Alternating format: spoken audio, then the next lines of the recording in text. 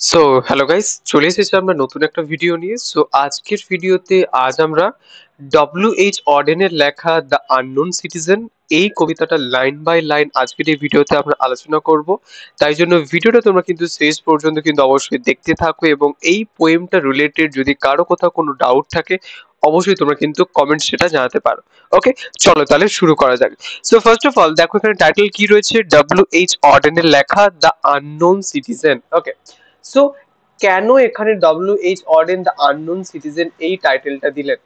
তো টাইটেল সম্পর্কে আমাদেরকে একটু মাইনুটলি ভাবে অবজার্ভ করতে হবে যে এই টাইটেলটার সিগনিফিকেন্স কি। Okay, say what is the significance of the title the unknown citizen? দেখো, আননোন মানে কি? আননোন মানে অজানা, তাই তো? অজানা, আননোন মানে। আর সিটিজেন মানে কি? সিটিজেন মানে হচ্ছে নাগরিক। ওকে, নাগরিককে আমরা বলি সিটিজেন। সো এখানে কেন ডব্লিউ জর্ডেন বললেন যে অজানা নাগরিক? যে একজন নাগরিক কি কোনোদিনও অজানা হতে পারে গভর্নমেন্টের কাছে? কেন অজানা বলছেন? তো সেটা সম্পর্কে আমরা জানতে হলে অবশ্যই ডব্লিউ জর্ডেনের সম্পূর্ণ কবিতাটা আমাদের পড়তে হবে ভালোভাবে। পড়লেই কিন্তু আমরা অনেক কিছু টার্ম সম্পর্কে বুঝতে পারবো। প্লাস তার সাথে আমরা এই যে কবিতাটার মধ্য দিয়ে উনি কাকে ক্রিটিসাইজ করছেন সেটাও আমরা দেখতে পাবো খুব ভালোভাবে। ওকে, তো first of all W Jordan সম্পর্কে একটু আমরা আইডিয়া করে নিই, তারপরে হচ্ছে আমরা আস্তে আস্তে কবিতার মধ্যে প্রবেশ করব। ওকে, সো ডব্লিউ জর্ডনের সম্পূর্ণ নাম হচ্ছে উইনস্টন হাগ অর্ডেন। ওকে, উইনস্টন হাগ অর্ডেন হচ্ছে ওনার সম্পূর্ণ নাম। উনি ছিলেন একজন ব্রিটিশ আমেরিকান পোয়েট, এবং অর্ডেনের poetry noted for is stylistic and এবং টেকনিক্যাল অ্যাচিভমেন্ট। মানে ওনার রাইটিং এর মধ্যে আমরা যেমন একদিকে স্টাইলিস্টিক বিভিন্ন অর্নামেন্ট যেমন ইউজ উনি করে থাকেন, প্লাস তাদের টেকনিক্যাল যে অ্যাডভান্সমেন্ট বা অ্যাচিভমেন্ট সেটা আমরা কিন্তু খুব ভালোভাবে দেখতে পাই। ইটস এঙ্গেজমেন্ট, এবং ওনার কবিতাগুলো প্রায় বেশিরভাগ পলিটিক্স পলিটিক্স ওকে, তারপরে মরালস, এবং তারপরে লাভ, এবং তারপর হচ্ছে রিলিজিয়ান, এই সকল হচ্ছে ব্রড টপিকের ওপর বিশেষ করে এঙ্গেজ হয়ে থাকতো ওনার কবিতাগুলো। It's variety in tone, form and content, এবং তাও ওনার কবিতার মধ্যে আমরা টোন, ফর্ম এবং কন্টেন্টের বিভিন্ন ভ্যারিয়েশন আমরা অলসো উই ক্যান সি, আমরা অলসো সেগুলো দেখতে পাই। ঠিক আছে, সো এবার দেখো একটু দেখা যাক যে এই আননোন সিটিজেন এটি হচ্ছে কবে পাবলিশ করা হয়। সো দেখো, the unknown citizen is a poem. So এটা হচ্ছে একটি কবিতা রিটেন বাই ডব্লিউ.এইচ অর্ডিনের লেখা ইন 1939। সো 1939 এর এটা হচ্ছে ডব্লিউ.এইচ অর্ডিনের একটি কবিতা। Shortly after he moved from England to United State. তো তিনি ইংল্যান্ড থেকে ইউনাইটেড স্টেটসে মুভ করার পরে এই কবিতাটা অ্যাকচুয়ালি উনি পাবলিশ করেন। এবং the poem was first publish on January 6, 1940, এবং ইন দ্য নিউ ইয়র্কার।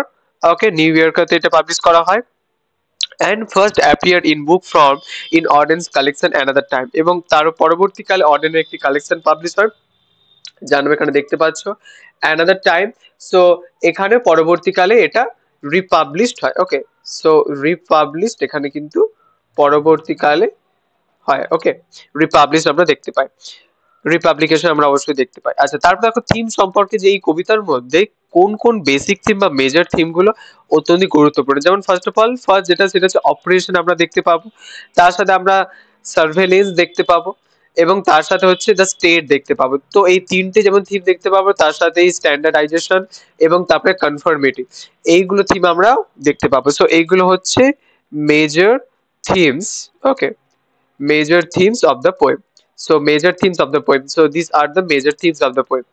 ওকে, এবার দেখো, এবার আমাদেরকে কবিতাটা শুরু করার আগে একটা কনসেপ্ট সম্পর্কে জানতে হবে যে what is totalitarianism. Okay, so what is totalitarianism? So totalitarianism কাকে বলে, এটা একটু অত্যন্ত গুরুত্বপূর্ণ টপিক। এই টপিকটা বুঝে নাও, তাহলে কিন্তু ব্যাপারটা কবিতাটা বুঝতে আরো বেশি তোমাদের ইজি হবে। সো ফার্স্ট অফ অল দেখো, এখানে একটা অত্যন্তই একটা ব্রিফ ডেসক্রিপশন দেওয়া আছে টোটালিটারিয়ানিজমে। সেটা হচ্ছে totalitarianism is a form of government. যে গভর্নমেন্টের একটা ফর্ম হচ্ছে টোটালিটারিয়ানিজম, যে কি করে, দ্যাট অ্যাটেম্পটস করে to assert total control over the lifes of the of its citizen. অর্থাৎ ওই গভর্নমেন্টের আন্ডারে, সো ওই পার্টিকুলার গভর্নমেন্টের আন্ডারে, ওই পার্টিকুলার গভর্নমেন্টের আন্ডারে হচ্ছে যে সকল নাগরিকগুলো রয়েছেন তাদের উপর টোটাল কন্ট্রোল যখন হচ্ছে গভর্নমেন্ট করে থাকে তখন সেটাকে আমরা বলি কি টোটালিটারিয়ানিজম বলি। এইটা সম্পর্কে একটু বেসিক আইডিয়া করে রাখবে, টোটালিটারিয়ানিজম ব্যাপারটার উপর, ঠিক আছে। আচ্ছা, তারপরে দেখো নেক্সট আরেকটা ব্যাপার একটু আমাকে শিখতে হবে, সেটা হচ্ছে যে হোয়াট ইজ এলিজি। এলিজি কাকে বলে, কারণ এই যে কবিতাটা তোমরা এখন পড়বে, সো এই কবিতাটার মধ্যে কিন্তু আমরা এলিজি ব্যাপারটা কিন্তু অবশ্যই দেখতে পাবো, ঠিক আছে। সো এটা কিন্তু অবশ্যই আমাদের একটু খেয়াল রাখতে হবে, এলিজি কাকে বলে, চলো দেখা যাক। সো ফার্স্ট অফ অল দেখো, in literature and elegy is a poem of serious reflection. So elegy হচ্ছে আমরা একটা কবিতা যেটার মধ্যে সিরিয়াস একটা রিফ্লেকশন আমরা দেখতে পাই কোন একটা পার্টিকুলার পার্সনের, ওকে। এবং টিপিক্যালি ল্যামেন্ট, একটা ল্যামেন্ট আমরা দেখতে পাই, একটা ল্যামেন্টিং দেখতে পাই, মানে এক প্রকার একটা বিলাপ দেখতে পাই, ল্যামেন্টেশন আমরা দেখতে পাই, ওকে। ল্যামেন্টেশন আমরা কিন্তু দেখতে পাই কিসের জন্য, for the dead, dead person যারা, তাদের মারা যাওয়ার ফলে যে ল্যামেন্টেশন সেটা আমরা এলিজির মধ্যে প্রায় দেখতে পাই, ঠিক আছে।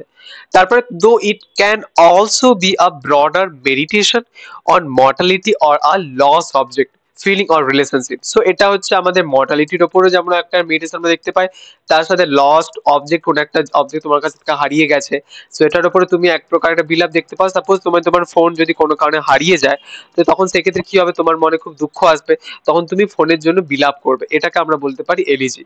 আর রিলেশনশিপ বা রিলেশনশিপে লস, যেটা আমরা এক প্রকার একটা এলিজির মধ্যে কিন্তু ইমপ্লিকেশন বা রিফ্লেকশন আমরা কিন্তু দেখতে পাচ্ছি। দ্য ওয়ার্ড এলিজি, এবং এই যে ওয়ার্ডটা এলিজি, এটা একটু ভালোভাবে দেখে রাখবে, comes from the Greek word অর্থাৎ এলিগস, এলিগস থেকে এই এলিজি ওয়ার্ডটা এসেছে, ঠিক আছে। সো এলিগস থেকে, এলিগস থেকে এসেছে কি এই ওয়ার্ডটা আমাদের এলিজি, ওকে। এলিজি এই ওয়ার্ডটা এসেছে। এবার হচ্ছে দেখো এলিগসের মানে কি, এলিগসের মানে হচ্ছে ল্যামেন্ট, ওকে। এলিগসের মানে কি, এলিগসের মানে হচ্ছে ল্যামেন্ট করা, okay. So while classical elegies were defined by a specific meter, elegiac meter, modern English elegies are characterized by their subject matter of grief and loss, often progressing through phases of sorrow, phrase of the deceased and eventual consolation, এগুলো আমরা কিন্তু এলিজির মধ্যে দেখতে পাই, ঠিক আছে। আচ্ছা চলো এবার কবিতার মধ্যে আমরা প্রবেশ করি ফাইনালি, আওয়ার কবিতা actually the unknown citizen, okay. So unknown citizen সম্পর্কে একটু বুঝতে গেলে, তাহলে যেটা আমি বললাম টাইটেলের সম্পর্কে একটু ভালোভাবে আইডিয়া করে রাখবে। কেন এখানে ডব্লিউ.এইচ ওয়ার্ডেন আননোন সিটিজেন এই টাইটেলটা তিনি কেন করলেন, এটার পিছনে কি কারণ রয়েছে, ঠিক আছে, রিজনস কি এটাকে ব্যবহার করার, এটাকে ব্যবহার করার রিজনস কি, সেটা সম্পর্কে কিন্তু আমাদের দেখতে হবে, ওকে। সো ডব্লিউ.এইচ ওয়ার্ডেন এখানে লাইফ স্প্যান দেওয়া আছে দেখো 1907 to 1973, okay. So first of all দেখো কবিতাটা শুরু হচ্ছে এরকম ভাবে যে টু JS07M378, ওকে। সো এটা আমরা কি দেখো এই যে এক প্রকার নাম্বার এবং লেটারের যে একটা একটা তুমি যে একটা কম্বিনেশন দেখতে পাচ্ছ, ওকে। সো এই কম্বিনেশনটা কিসের উপর বিশেষ করে আমরা দেখে থাকি, দেখবে কোনো কারের নাম্বার প্লেটের ক্ষেত্রে আমরা দেখতে পাই, ঠিক আছে, কার্স এর নাম্বার প্লেটের ক্ষেত্রে আমরা দেখতে পাই, নাম্বার প্লেটের ক্ষেত্রে কিন্তু আমরা এরকম এক প্রকার একটা নাম্বার কিন্তু দেখতে পাই, ঠিক আছে। সো ওয়েস্ট বেঙ্গল হলে সেখানে ডব্লিউ বি তারপরে বাকি দিয়ে বাকিটা থাকে, ঠিক আছে। তো এবার ব্যাপারটা হচ্ছে আমাদের একটু বুঝতে হবে যে এখানে টু, দেখো 2JS ক্যাপিটাল স্ল্যাশ দেওয়া আছে 07M378, দিস মার্বেল, এবং এই যে মার্বেলটা ভাবো হচ্ছে কেউ মারা গেছে, সেটার মার্বেল এখানে বলা হচ্ছে is erected by the state, তাহলে ওই যে পার্টিকুলার ব্যক্তি, তাহলে এটা ব্যক্তিটার নাম নেই, ব্যক্তিটার এটা হচ্ছে কোড, ওকে। সো এটা কোড, গভর্নমেন্টের স্পেসিফিক কোড, ওকে, স্পেসিফিক কোড অ্যাকচুয়ালি যেটা গভর্নমেন্ট মেড বাই গভর্নমেন্ট, যে গভর্নমেন্টের দ্বারা যেটা অ্যাকচুয়ালি তৈরি করা হয়েছে, ঠিক আছে, মেড বাই গভর্নমেন্ট, এই যে কোডটা। সো দেখো ওই যে ব্যক্তিটা মারা গেছে, ব্যক্তিটা কিন্তু নাম লেখা হয়নি, এই কোডটা লেখা হয়েছে, তাহলে কোডটার দ্বারা সরকারের কাছে ওই ব্যক্তিটা কোডদের এই কোডটার নামে পরিচিত, ঠিক আছে। So erected by the state, স্টেটের দ্বারা মার্বেল মনুমেন্টে এটা অ্যাকচুয়ালি হয়, খোদাই করা থাকে, ওকে। তারপরে দেখো এবার আমরা দেখতে পাবো কিভাবে গভর্নমেন্ট টোটাল কন্ট্রোল করছে তার সকল নেটিভ মানুষদের ওপর, সেটা আমরা এবার দেখতে পাবো, ওকে। সো ব্যাপারটা কি হচ্ছে দেখো এখানে দেখে নাও একটু ভালোভাবে। He was found by the bureau of statistics, যে ব্যুরো অফ স্ট্যাটিস্টিক্স যারা রয়েছেন তারা কি করছে, ওনাকে খুঁজে পেয়েছেন, হি বলতে অফ দ্যাট পার্টিকুলার পার্সন, ওই পার্সনটাকে বলা হচ্ছে যে এই যে পার্সনটার কথা আমি বললাম, এই যে মানে এই যে হচ্ছে পার্সনের কথা আমি বললাম, এই যে পার্সনের কথা বললাম, এই যে পার্সনটার কথা, তো ওনাকে এখানে হি বলা আছে, ঠিক আছে, দেখ উনি একজন male person. So he was found in the bureau of statistics to be one against whom there was no official complaint, এবং ব্যুরো অফ স্ট্যাটিস্টিক্স তারা এরকম এক প্রকার একটা রিপোর্ট নিয়ে এসেছে, ওকে। সো এরকম এক প্রকার একটা রিপোর্ট নিয়ে এসেছে, কি রিপোর্ট? রিপোর্ট হচ্ছে যে ওনার কোনো রকম কোনো অফিসিয়াল কমপ্লেন নেই ওনার বিরুদ্ধে, ওকে। তো ওনার বিরুদ্ধে কোনো রকম কোনো অফিসিয়াল কমপ্লেন কিন্তু নেই। তো এটা কে কে অ্যাকচুয়ালি এটা কে কে রিপোর্টটা অ্যাকচুয়ালি খুঁজে খুঁজে বের করেছে? ব্যুরো অফ স্ট্যাটিস্টিক্স বের করেছে, ওকে। তারপরে দেখো রয়েছে and all the reports on his conduct agree that in the modern sense of an old fashioned word he was a saint. So actually উনি বলছেন যে আমাদের মডার্ন সেন্সের জগতে উনি অত্যন্ত একজন সেন্ট হিসেবে, একজন সেইন্ট হিসেবে রয়েছেন, ঠিক আছে, সেইন্ট হিসেবে বা সন্ন্যাসী হিসেবে উনি রয়েছেন, মানে একজন সাধু পুরুষ হিসেবে উনি রয়েছেন। তো ওনার সম্পর্কে কোন রকম কোনো খারাপ মতবাদ বা কিছুই তেমন শোনা যায়নি। তারপরে দেখো এখানে বলছেন for in everything he did, এবং সবকিছু হি ডিড করেছেন, হি সার্ভ দ্য গ্রেট কমিউনিটি, একটা ভালো কমিউনিটি তৈরি করতে, টু মেক আ একটা গ্রেটার কমিউনিটি তৈরি করার জন্য উনি ওনার জীবনটা কি করেছেন? জীবনটাকে স্যাক্রিফাইস করেছেন, জীবনটা কি করেছেন? স্যাক্রিফাইস করেছেন, ওকে, সার্ভ করেছেন নিজের জীবনটাকে, ওকে।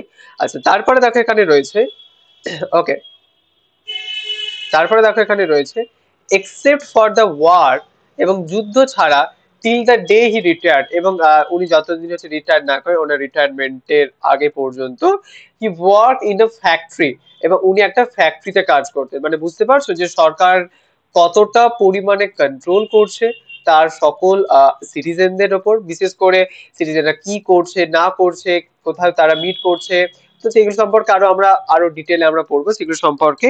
তো দেখতে পাচ্ছ তো এখানে সরকারের কাছে এরকম একটা ডিটেলস আছে যে উনি একটি ফ্যাক্টরিতে কাজ করেন, ওকে।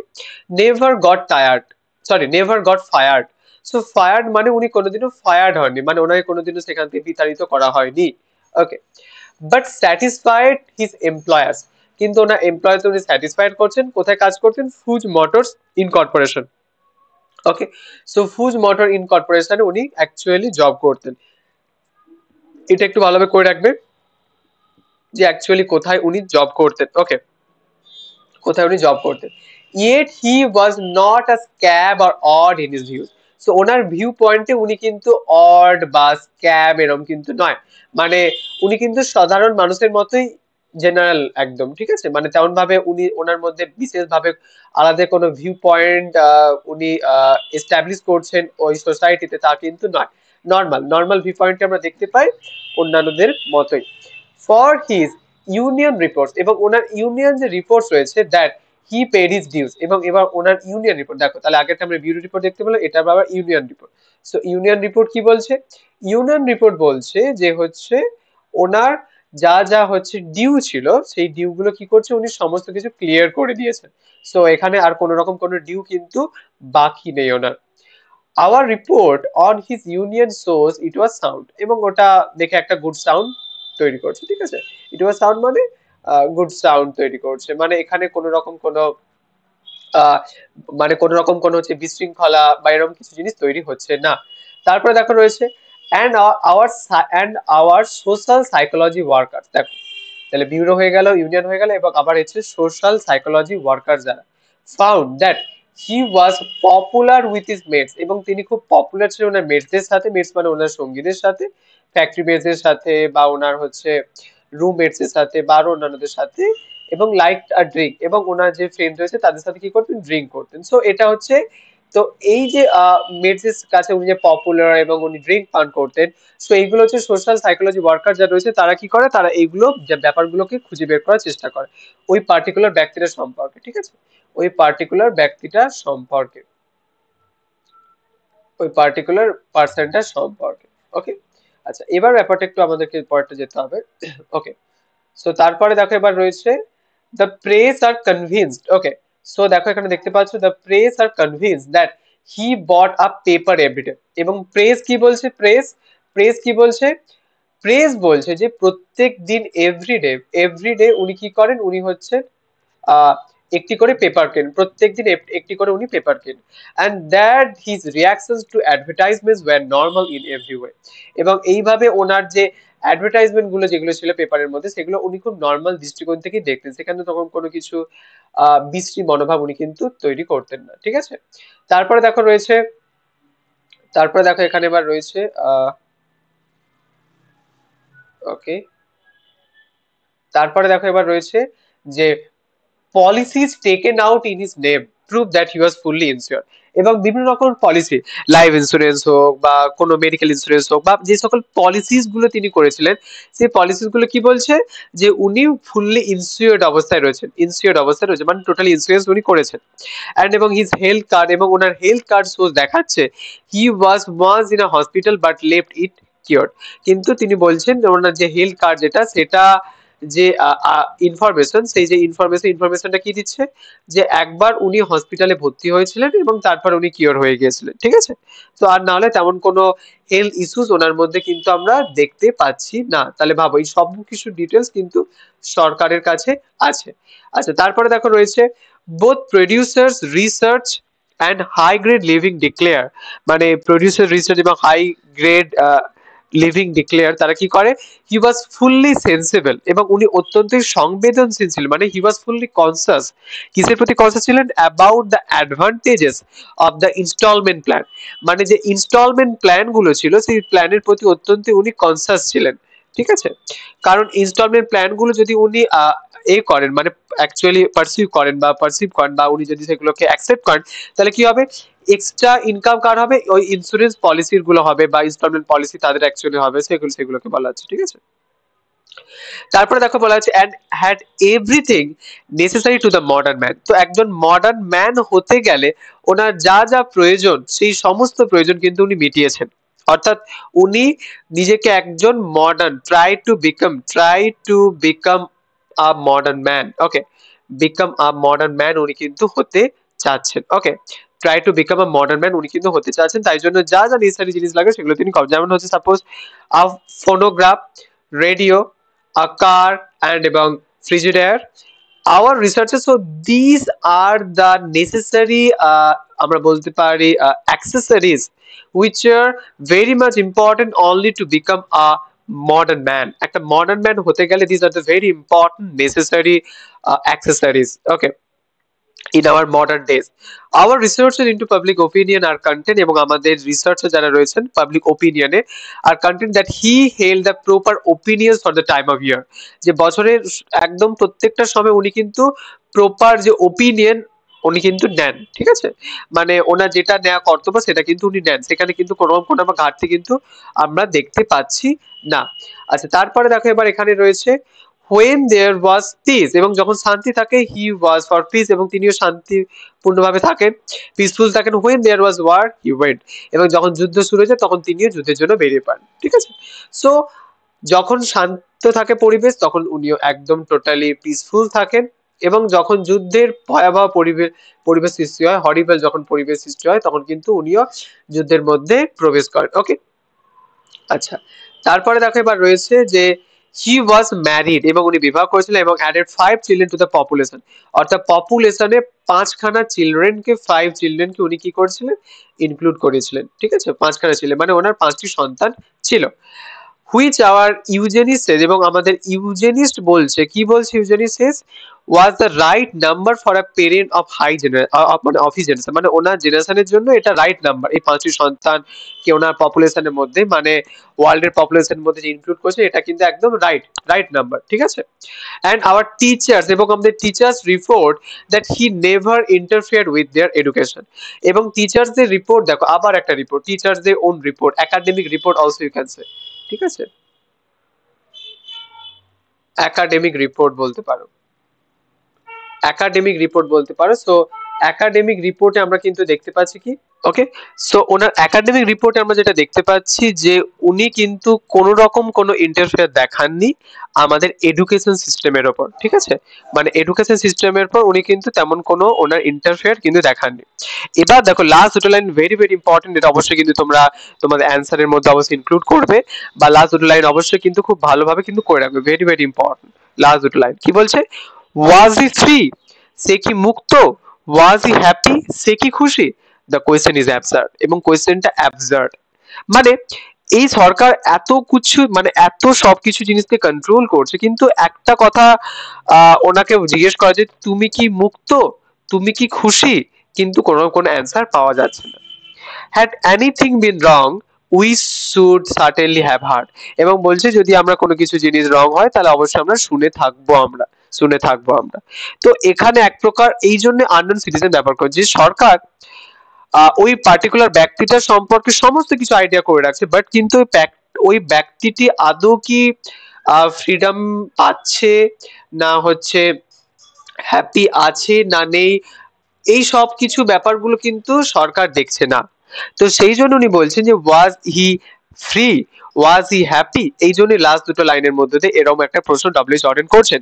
তাই জন্য বলছেন যে সরকারের কাছে সমস্ত ডিটেলস থাকে, each of every details the government has, but কিন্তু আননোন সিটিজেন কেন বলা হচ্ছে? বিকজ ওই পার্টিকুলার সিটিজেনটা সম্পর্কে, এই পার্টিকুলার সিটিজেনটা সম্পর্কে কোনো রকম কোনো তার যে মনের চিন্তা ভাবনা, তার যে ফ্রিডম, সে হ্যাপি আছে কিনা, এই ব্যাপারগুলো কিন্তু সরকার দেখছে না।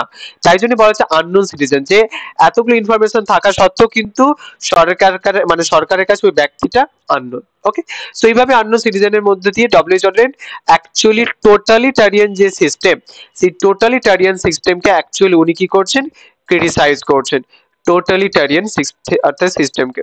ওকে, টোটালিটারিয়ানিজম সিস্টেমকে অ্যাকচুয়ালি উনি কি করছেন? ক্রিটিসাইজ করছেন। ওকে, সো এই কবিতার রিলেটেড যদি কারো কথা কোনো ডাউট থাকে অবশ্যই তোমরা কিন্তু কমেন্ট সেটা জানাতে পারো।